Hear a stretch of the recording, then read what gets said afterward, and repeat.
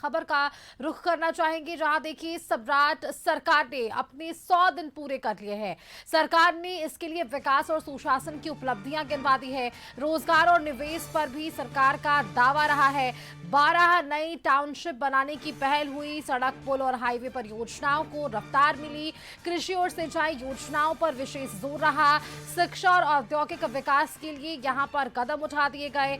महिलाओं की सुरक्षा के लिए पुलिस दीदी की पहल हुई। ग्रामीण विकास और जन कल्याण योजनाओं को इससे बढ़ावा मिला। 100 दिन के कामकाज को सरकार ने बदलाव की शुरुआत तो बता दी है, लेकिन हमारे साथ संजय जी जुड़े हुए हैं फोन लाइन पर लगातार। संजय जी, ये कहा गया था शुरुआती दौर में कि 100 दिनों का वक्त होगा, 100 दिनों में एक नई सरकार की, नए साम्राज्य की जो तस्वीरें हैं वो स्पष्ट हो पाएगी। कैसा रहा इनका ये 100 दिनों के, अगर हम कार्यकाल की बात करें तो आगे भी किस तरह से ये काम करते हुए नजर आएंगे? जो उम्मीद थी नीतीश कुमार के बाद सम्राट चौधरी से, क्या वो उम्मीदें पूरी हो पाई है जनता की?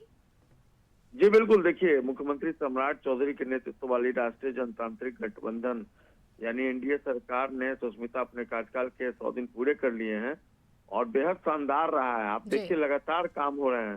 शायद ही कोई ऐसा दिन आपको लगता हो कि जहां काम नहीं हो रहा है।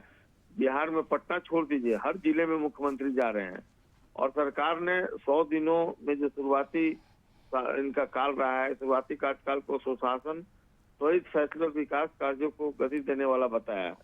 सरकार का दावा है कि इन 100 दिनों में रोजगार, बुनियादी ढांचा, कृषि, शिक्षा, उद्योग, जन कल्याण से जुड़े कई महत्वपूर्ण और बड़े फैसले लिए गए। कैबिनेट की बैठक में आपने देखा होगा, कई बार आपसे बातें हुई हैं।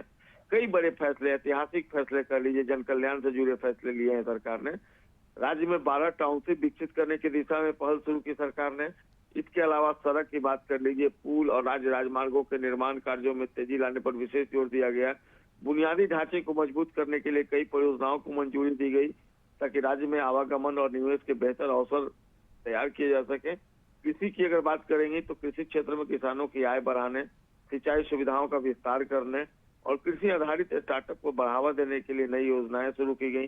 विश्वविद्यालयों के विद्यार्थियों को कृषि स्टार्टअप से जोड़ने की पहल भी इसी 100 दिनों में की गई और इसको आगे बढ़ाया गया।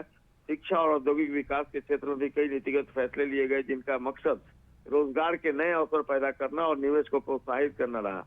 महिलाओं की अगर आप बात करेंगे तो महिलाओं की सुरक्षा और जनसहभागिता को बढ़ाने के लिए पुलिस दीदी जैसी पहल शुरू की गई।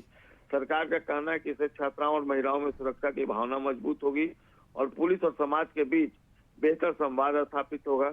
इसके अलावा ग्रामीण विकास, प्रशासनिक सुधार, जन कल्याणकारी योजनाओं के प्रभावी क्रियान्वयन पर भी विशेष ध्यान दिया गया। सरकार ने इन 100 दिनों को विकास और सुशासन की मजबूत शुरुआत बताया है। वहीं आने वाले समय में इन योजनाओं को धरातल पर तेजी से लागू करने और जनता तक उनका लाभ पहुंचाने पर जोर देने की बात कही गई। तो बेहद 100 दिनों का जो कार्यकाल रहा वो शानदार रहा है। खासकर आम लोगों के हित को और उनके जन सरोकार से जुड़े जो मामले सामने आए हैं उससे कहीं न कहीं समाज के अंतिम पायदान पर जो बैठा कक्ष है उसको फायदा मिलेगा और सरकार ने यही सोचकर 100 दिनों में काम भी किया है। सुष्मिता, बिल्कुल ठीक कहा आपने संजय जी। आगे भी हमारे साथ बने रहिएगा, एक और बड़ी खबर का हम चाहेंगे